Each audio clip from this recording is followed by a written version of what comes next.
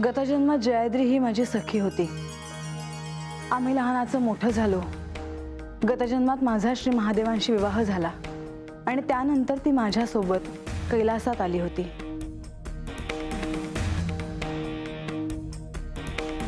कैलासात सर्व दैवी शक्तींचा वावर आहे। जयाद्री मनुष्य रूपात तिथे होती। कोणत्याही मनुष्याला कैलासातील दैवी शक्तीच्या परिघात अनंत काळ राहता येणे सोपी गोष्ट नाही। त्यासाठी आध्यात्मिक दृष्ट्या त्या मनुष्याची पातळी उंचावणं हे क्रमप्राप्तच आहे। तिथे जयाद्रीला जे सहजासहजी प्राप्त करणं अवघड होतं तेच कृतयुगात त्यांच्याशी विवाह केल्यामुळे ध्यान साधनेत आणि योग साधनेचे द्वार उघडे होतील, हा देखील उद्देश होता।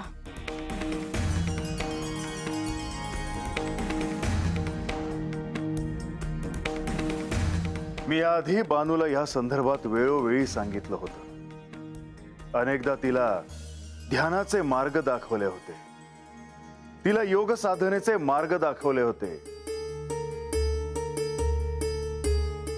परंतु तिच्यामध्ये तेवढी क्षमता येण्यासाठी अजून काही कालावधी आहे असं मला वाटतं। आणि म्हणूनच तिला जोपर्यंत ज्ञान आत्मज्ञात होत नाही तोपर्यंत कैलासात जायचं नाही असा मी निर्णय घेतला आहे।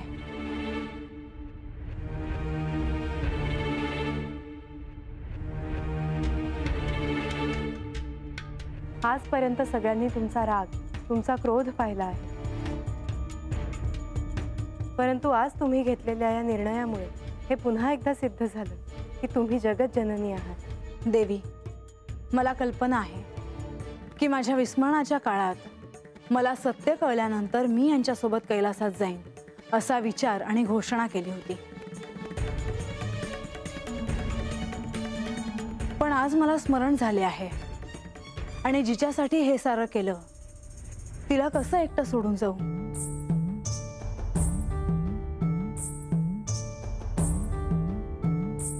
हे कार्य मला पूर्ण करायचेच आहे आणि त्यासाठी मला तुमचे सहाय्य लागेल।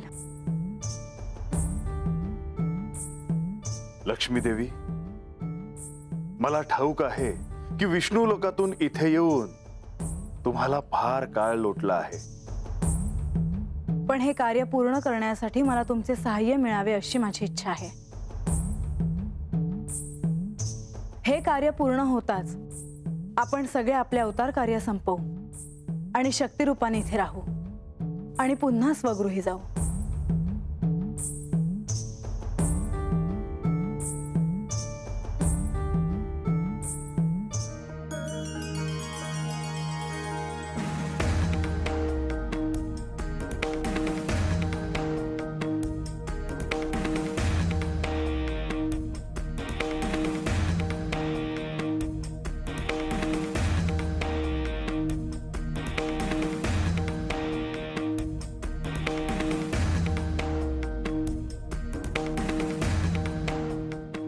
ह्या निमित्ताने आपण दोघेही गडावर आला हे उत्तम झाले। आपली म्हाळसेशी भेट झालीच असेल। म्हाळसा कैलासात येईल आणि नंतर स्वगृही तिला पाहता येईल असे आम्हाला वाटले होते, पण त्यासाठी आता आम्हाला प्रतीक्षा करावी लागणार। इतका काय प्रतीक्षा केलीत? अजून काही काय?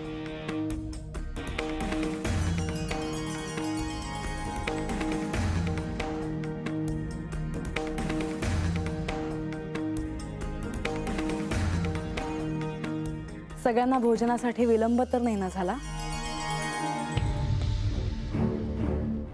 आम्ही सगळे आपल्या हातचं भोजन करण्यास उत्सुक आहोत। सगळ्यांनी आसन ग्रहण करावे।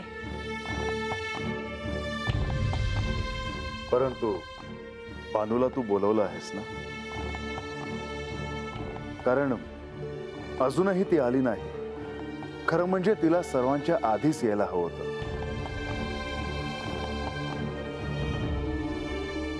असो, तू आमंत्रण दिलं आहेस ह्याचा अर्थ ती निश्चितच येईल. मग तोपर्यंत आपण सुरुवात करावी.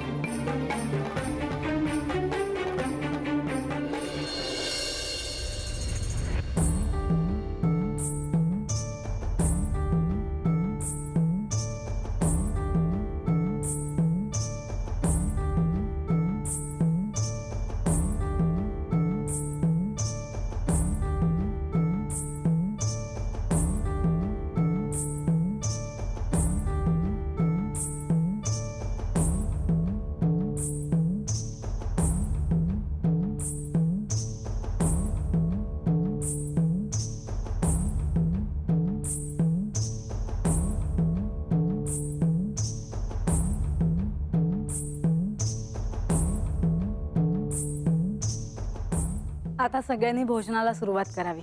परंतु म्हाळसा, तू देखील आमच्या सहभोजनाला बसावं असं मला वाटतं.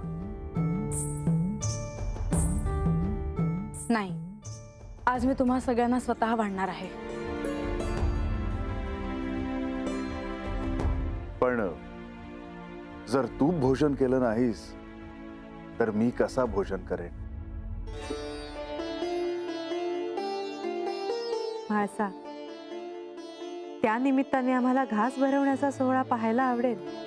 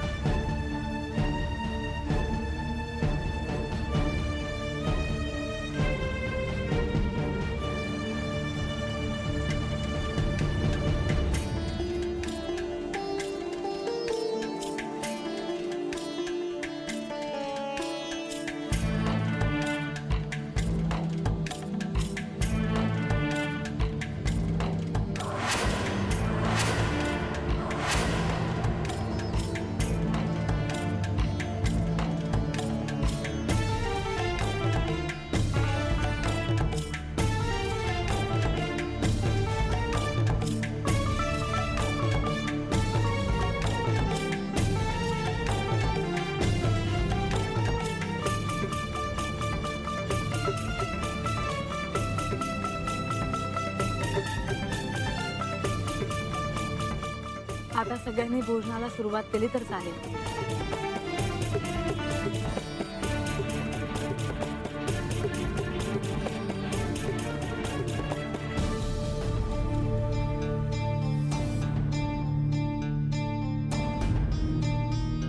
बानूला भोजनासाठी आसन देण्यात यावं. मी पाहते तिच्याकडे. तुम्ही भोजनाला सुरुवात करावी.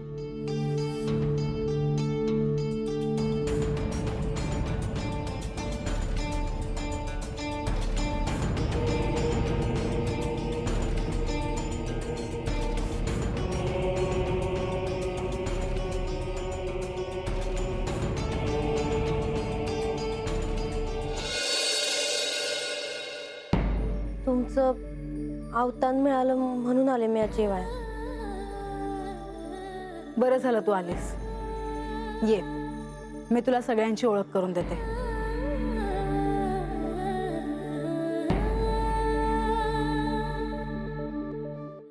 मला सत्य कळलं आहे की नाही हा प्रश्न सगळ्यांनाच पडला आहे. पण त्याबद्दल जेव्हा सगळ्यांना कळायची वेळ येईल तेव्हा तुलाही कळलं असेल. पर एक सांगते म्हाळसाते, जो पतूर तुम्हासनी समज ठाव पडेल तो पतूर मला बी समज कळलेला असेल.